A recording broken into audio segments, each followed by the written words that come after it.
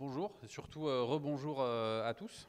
Donc aujourd'hui, je vais vous faire une présentation qui a plusieurs titres.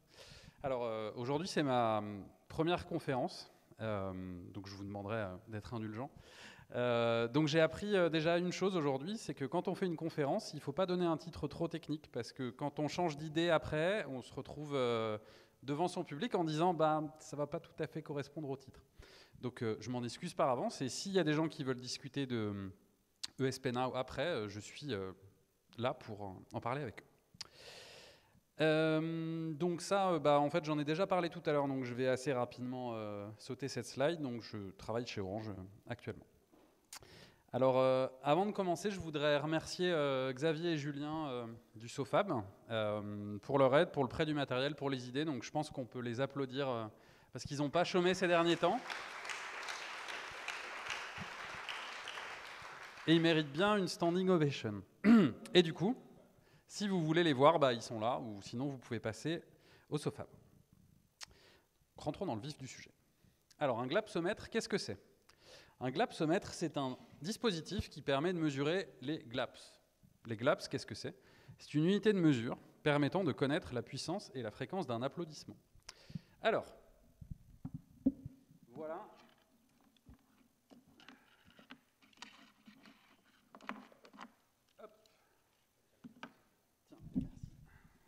Donc là, vous avez 5 glapsomètres. Donc je vais vous proposer un petit jeu, un petit concours de glaps.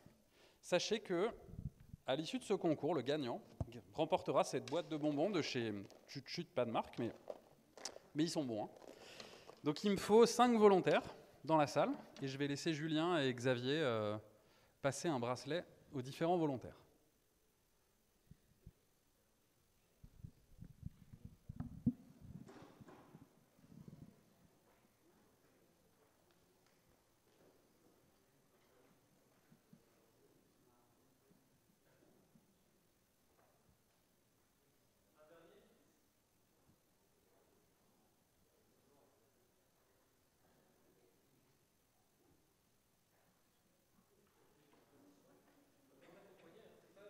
Il faut la mettre au poignet. Pardon. Il faut la mettre au poignet. Donc les gens qui ont un bracelet, est-ce que vous pouvez lever la main ? Juste que je vois, ok. Ok, attendez. Mettez-le au poignet déjà. Après, ça va commencer. Donc la première chose que je vais faire, c'est que je vais déclencher le début du jeu. Donc vous allez voir, quand je vais déclencher le début du jeu, sur la montre, apparaître un compte à rebours qui va vous dire 3, 2, 1, 0. Donc à 0, il faudra applaudir le plus fort et le plus vite possible pendant 20 secondes. Et vous allez voir qu'à l'écran, on va voir qui applaudit le plus fort et le plus vite.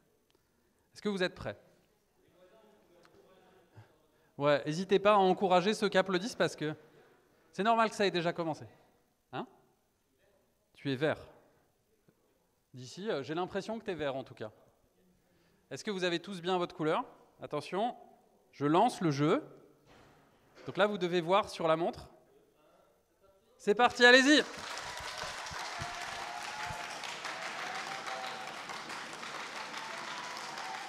Voilà, le vert est en tête. Allez, 11 secondes, 12 secondes, 15 secondes. Il reste 5 secondes, 4, 3, 2, 1. C'est terminé. Voilà, une très belle victoire du vert. Avec 200 glaps, donc. C'est bien toi ?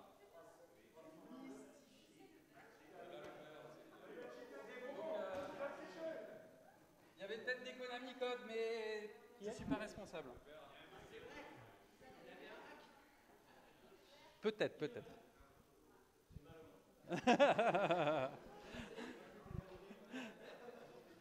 Bravo, félicitations.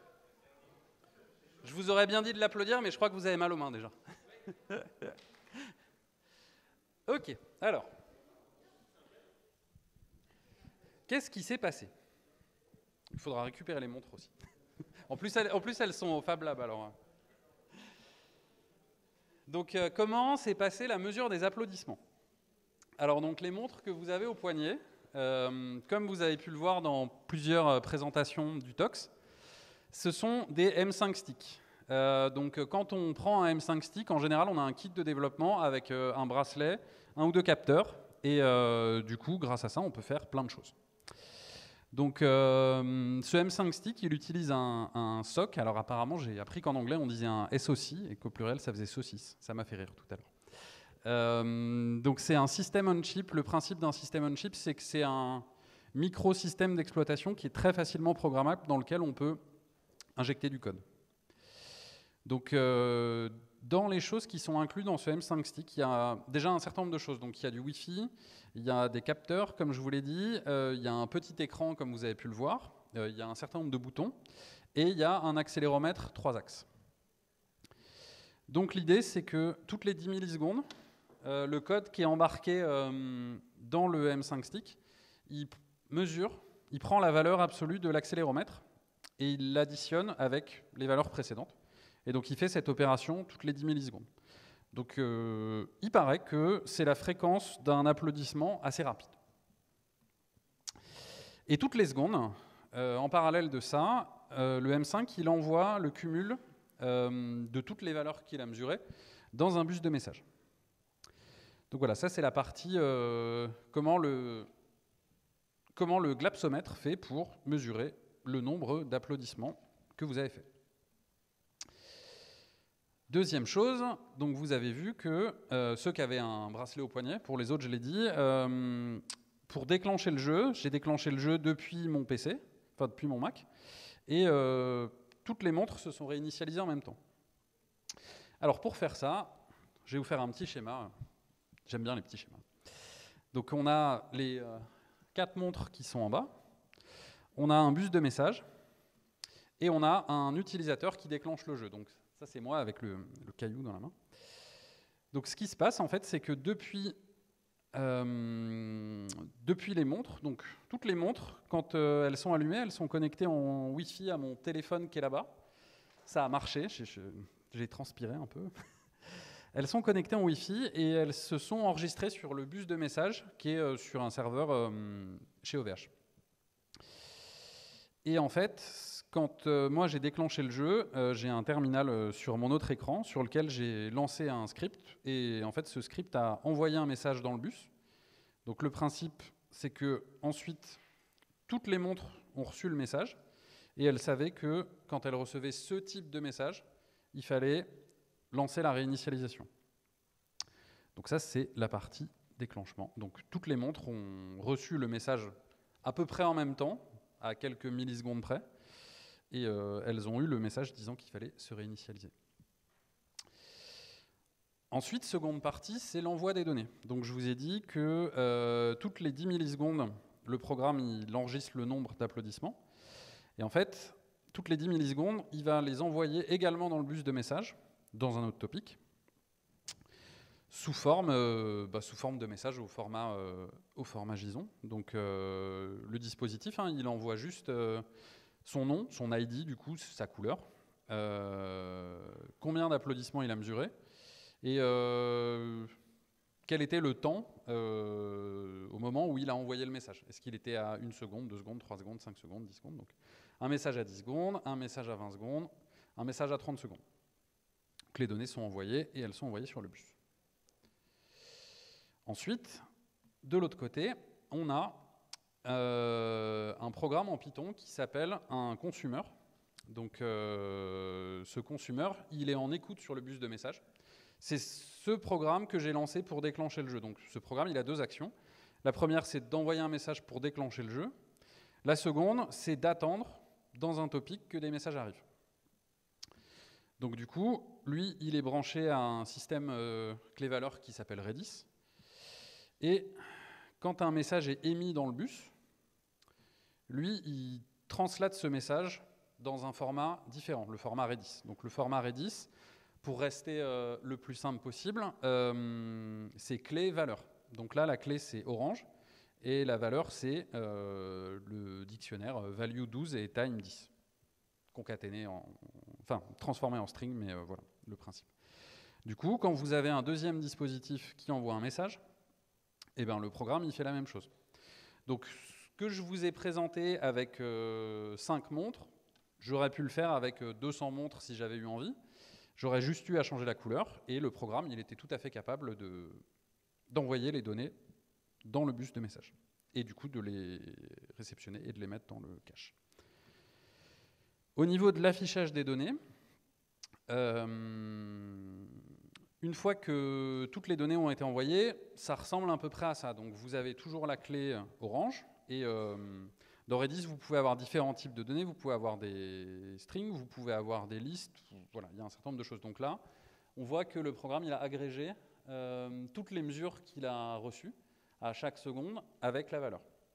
Et en fait, à partir de ça, on a une application qui est un serveur web, tout bête, qui va utiliser un framework qui s'appelle chart.js et qui va vous permettre d'afficher un dashboard. Voilà, donc si ça vous intéresse, que vous voulez en savoir plus ou que vous voulez voir comment ça marche, le code il est sur GitHub. Si vous voulez en discuter plus en détail, je serai dehors tout à l'heure, donc surtout vous n'hésitez pas. Et si vous avez des questions, n'hésitez pas à les poser.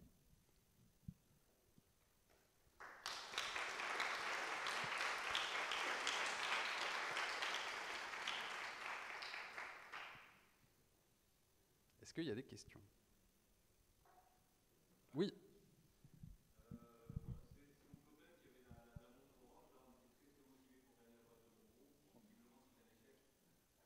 Je suis désolé.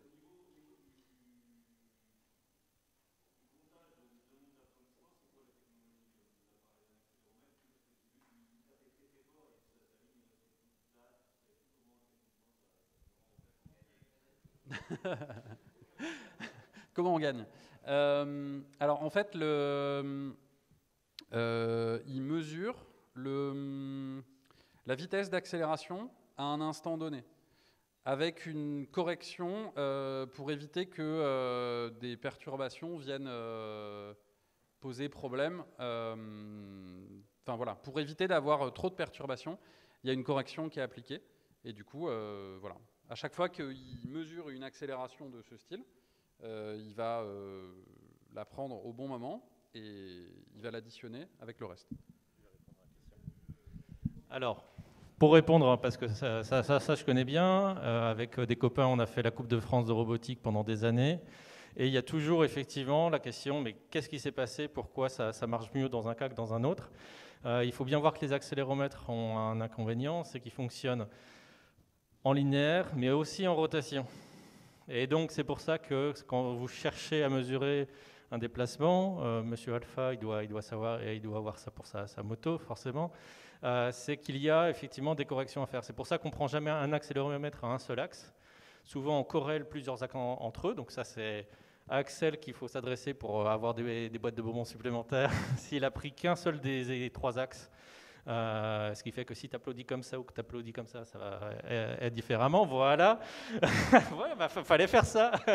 Et également, généralement, on va trouver des centrales inertielles. On va parler de Inertial Measurement Unit, où on va rajouter 3 axes de plus. Donc, on va dissocier la rotation du déplacement latéral avec 3 axes supplémentaires, avec d'autres MEMS, d'autres systèmes. Et parfois même, et ça c'est ce qu'on a sur les drones, 9 axes, c'est-à-dire qu'il y a encore une autre technologie pour que les trois se composent. Donc, dans le petit M5 Stick que vous pouvez utiliser lors des formations et lors du prototypage rapide à SOFAB, c'est un accéléromètre très simple, donc qui est soumis à vraiment beaucoup de paramètres. Ça n'enlève rien à la victoire. Voilà, mais comme il est partageur, eh ben, vous verrez ça avec lui à la sortie. Est-ce qu'il y a d'autres questions pour Axel? Eh bien, dans ce cas-là, encore merci pour cette première conf dans ta vie. Merci à tous. Les équipes du TOX vont pouvoir maintenant aller s'installer sur les tables. Il fait très chaud ici, donc ce que je vous propose, c'est on se retrouve, ne partez pas trop loin pour la remise des prix. Le jury, vous voyez la difficulté, c'est un signe pour les équipes que vous avez été très bons, c'est que 40 minutes plus tard, ils sont encore en train de délibérer. Donc on s'installe tranquillement au frais, parce que je vous assure, il fait meilleur dehors.